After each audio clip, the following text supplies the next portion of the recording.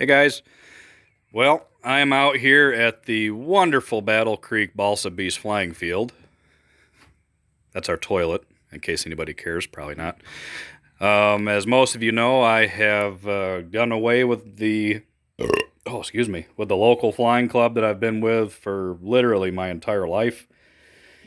And it was just time for a change. Better field, better accommodations. I mean, hell, we got a nice structure here. Nice place for my zero gravity chair. Beautiful runway. You know, we're boxed in by trees, but they're further away than they might look. But you can't complain about the runway. Holy crap. So, the main reason for this video, we'll get to that little jewel in a second, is for my longtime viewers, as most of you I'm sure well know, I have a weird fetish with transmitters. I love model airplane transmitters more than almost life itself. So when I saw this radio, I had to get it. This is the FrSky X20 Tandem. I mean, even says it right there on the back, Tandem. And what that means is this is a tandem setup radio. In other words, it operates off of 2.4 megahertz and 900 megahertz. It'll do one or the other, or you can do both. And the way it works inside the radio here is up underneath the screen, you have two 90-degree antennas for the 2.4, and down here in the handle, you have the antenna for the 900 megahertz. So that's how that works. And today was the test. I've been using FrSky for about 10 years, mainly just converting old radios that I have. And I've had nothing but good success. I had a couple bad receivers right from the get-go. You know, they're rather inexpensive. FrSky has come a long way in that period of time. I mean, that was about 10 years ago. So their equipment has greatly improved. But for the longest time, FrSky has been mainly catering to the multi-rotor, drone, FPV, whatever you want to call it. And you always see on the forums, somebody ask, well, is anybody flying this equipment on giant scale airplanes or turbine jets? And you would hear, you know, the occasional, yeah, there's one guy out at my local club that uses it, and he has good luck. But that was about it.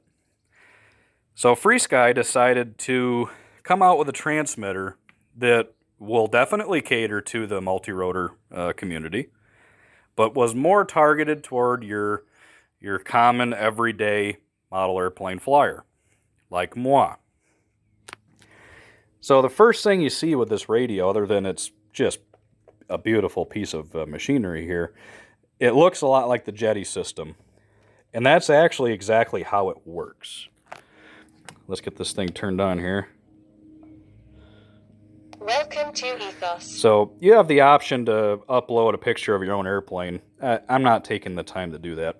I was going to do a video about how to go through this transmitter, but this is such a different learning curve. I mean, I've been programming computer radios my entire life, and this one is by far the most different. This is not OpenTX. This is the Ethos, or Ethos, whatever you want to call it. So it has more of a conventional layout, but it is still quite different. But let me just explain how I have it set up. Now, I'm sure somebody's going to wonder why I have a redundant 2.4 and 900 megahertz setup in this old beat-up sport plane. Well, it came with the radio. And that airplane was free. So this was my test bed. We'll talk about the plane here in a minute. So how it works is it comes with an 8-channel receiver, and then which is on 2.4. And it also comes with this little teeny tiny receiver, almost like the size of a postage stamp, with a big antenna shaped like a T. And that small little receiver, when you're going to be using it with the 2.4 Archer receiver, which I'm using, you plug it into the S-Bus port. And what that does is it then operates, you can see up here, I got, it's probably hard to focus, but I got 2.4 and 900 megahertz up here. Everything is at 0 because the plane's not on. But then here you have, on the main screen, this is all totally adjustable. Probably easier to discuss this if you can actually see it working. Let's see. Once again, we'll talk about this bad boy here in a minute. Let's just get it turned on. Let's see. All the wiggly wigglies work. Now we'll go back up here where we can see the screen.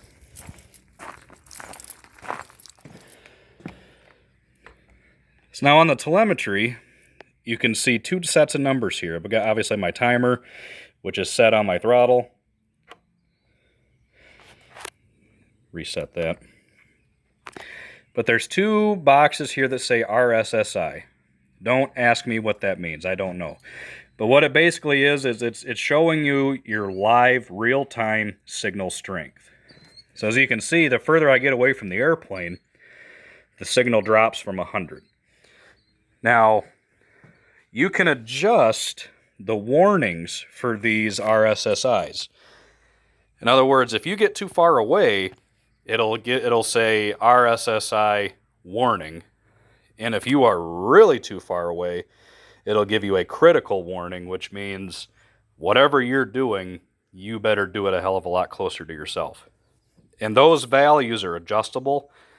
It comes with a default of a warning at 45 and a critical value of 32. So the AS or ACCST, whatever the latest version of the 2.4 FrSky receivers are, they run on a lower RSSI than the other receivers. So for the first flight, I took off, and I just barely got over these trees out here, and it gave me a warning. And that is not a comfortable feeling. You go, oh, shit. So I brought it down and landed it, and I had remembered that I looked online, and I remembered that it was lower, but I couldn't remember how low.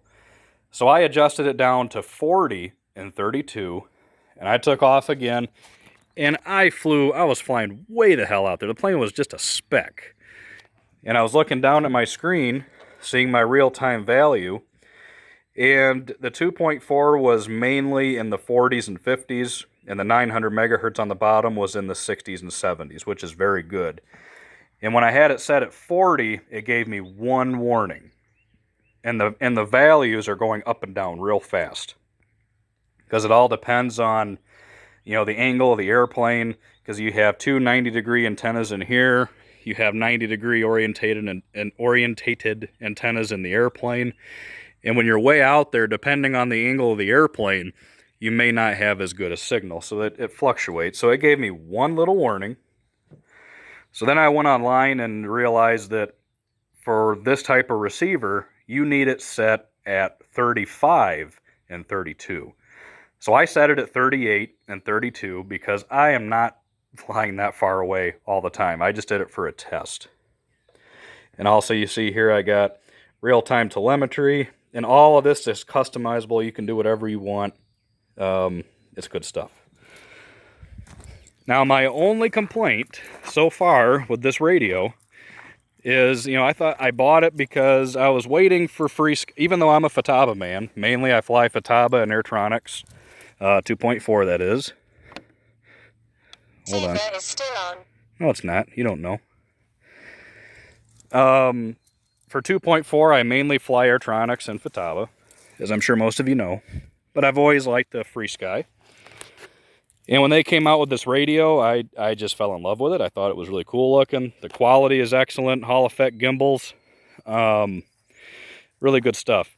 My only complaint is, when you get the 900 megahertz receiver, I was expecting something very similar to Jetty's setup, where it's basically just another, it's just a smaller little box of a receiver that plugs into your main receiver. Well, that is how this one works. But when you open up that little receiver out of the package, it comes with all these different wires, pins, little goofy connectors. And I'm going, what the hell is this about?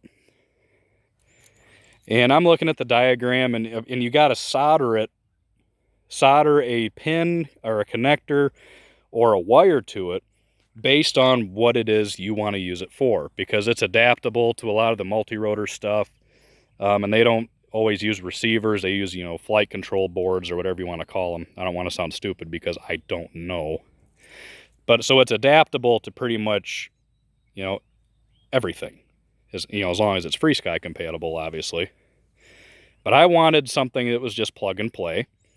So the diagram and the instructions might as well have been in German. I mean, I don't understand electronics and schematics and stuff like that. So I got in contact with a viewer of mine and a Facebook friend, Matt Morley. And have you ever heard the expression, "Do I have to draw it out for you in crayon?" He literally did. And man, I love you for it. I really needed that. He literally sent me the same diagram with crayon or colored pencil showing me where each wire goes. And so it's really easy to do. I'm not big into soldering. I'm not very good at it. But it was very simple to do. So he just said, take an old servo connector or an end of a Y harness, and you got your 3 wires, solder those 3 wires in these 3 ports, plug it in and go. And sure enough, it worked. So once again, Matt, I appreciate it, buddy. You're awesome. Normally I'm the one giving help to people. I'm not one that usually asks for help, but this type of equipment is new to me. So I'm learning. And that's why I have good friends. So awesome. Once again, Matt, thanks a lot. You were a big help. So the way I have it set up is that little receiver plugs into the back in the S port of the 8-channel receiver, and it runs on both of them at the same time. I thought it was going to be like a backup. Like if the 2.4 shut down, the 900 megahertz would take over running through the S bus. But I don't think that's how it works, because when I have the airplane turned on, it's showing me RSSI for both 2.4 and 900. But I can go into the radio and shut one or the other off and still have the airplane. So I tested it just to make sure it worked, and it does work. So that's pretty cool. I'm happy that it worked. Everything range checked. So I may do some more on this radio in the future. I don't know. It's got Hall effect gimbals. This is the X20. They have an X20S, which has the same Hall effect gimbals, but the gimbal itself is all CNC machined and, 3 million bearings. It's a good setup, but for me, the gimbal quality in this radio is fantastic, but I'm not so much concerned about the gimbals themselves. I'm more of a springs. I like really, really soft springs. So the gimbals in these have fantastic springs. And in fact, my Futaba 16SZ and my 14SG, I used FrSky Hall effect gimbal springs in those transmitters to make them softer. So yeah, I like that. That's good stuff. So on to this airplane. I posted a picture of this on Facebook and said, once again, I'm normally the guy that people go to identify old airplanes. I cannot identify this. There's about 10 different airplanes that it looks similar to, but it's not any of them. I call it the Acromaster because it's in the famous Spinks Acromaster color scheme, but clearly it's not an Acromaster. This is right around 100 inch. It's either 98 or 100 inch. So big freaking wing on there. Flies amazing. It's got an old OS 90. I'm not sure if it's a Max or an FSR, but whatever it is, it's old. Flies it, just flies it. Not the greatest vertical performance, but that's all right. This was given to me by my good buddy Al Whitaker. He let me fly it a few years back, and I thought it was just cool. And when we were down at Air Supremacy for our Warbird event a couple weeks ago, he brought it with him and said, "Here you go, buddy." So, Al, you're awesome, dude. I got 2 flights on it now, and I love this thing. But we can't figure out what the hell it is. It's similar in a lot of ways to the 120 size Cloud Dancer, but the wing cord isn't wide enough. Whatever it is, I think it's been modified. So I don't know. So if anybody has any suggestions, it's not a Taurus, it's not a Chaos, it's nothing like that. I don't know what it is. Chances are somebody will chime in with a suggestion what they think it is, and I've probably already thought of it and looked it up, and it's not. So, yeah, I don't know. But whatever it is, it flies really well. The covering is in extremely bad shape, very oil-soaked. I was thinking about doing a restoration, but decided not to just because I honestly don't think I'd be able to get any new covering to stick to it. So I just kind of cleaned up what was there. And it still looks, okay. But it's old. But you know what? It's free. So if I restore it, recover it, put time and money into it, it's no longer that free airplane, But I love it. 2 flights on it now. Well, 3 flights because I flew it 3 or 4 years ago, but I absolutely love it. And this was the test bed for the new FrSky Tandem radio, and everything checked out. We're good to go.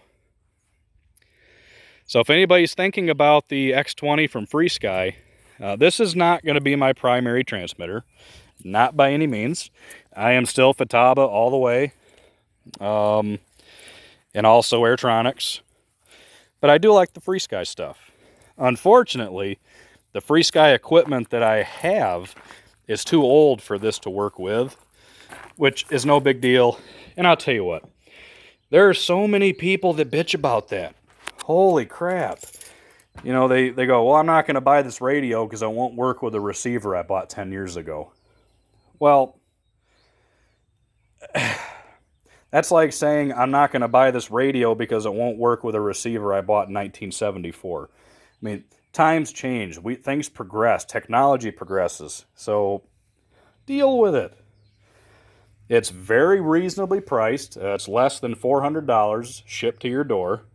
And you can't complain. I hear a lot of people saying, well, that's way too much money. That's way too much money. Really?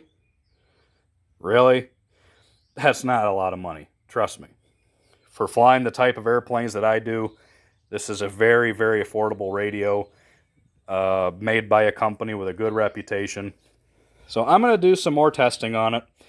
I don't have anything extravagant to put it in at the moment. It came with the receiver, so I put it in the Acromaster to test it out, and I like it. So I'm going to do a lot more testing on it and just see how it goes. So if anybody has any questions, let me know. As far as programming stuff, I really don't think I want to get into it because it's different. But if you're a very beginner, this is going to be difficult for you. I'm not going to lie. And there really isn't a manual for it yet, which is even worse. And I'm not big into manuals anyway. Me and reading don't get along too well. I just dive in and start looking at it.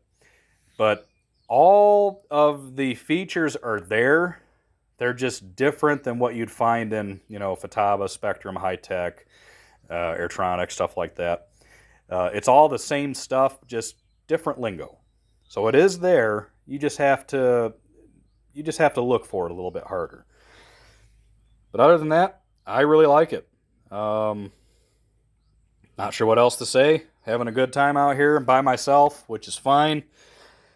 Well, I'd rather have some friends out here, but, not everybody can come out and play all the time. So I'm fortunate that I can go out and play pretty much whenever I want. So I guess for now, we'll sign off from the Balsa Bees Flying Field, Battle Creek, Michigan. And until next time, later.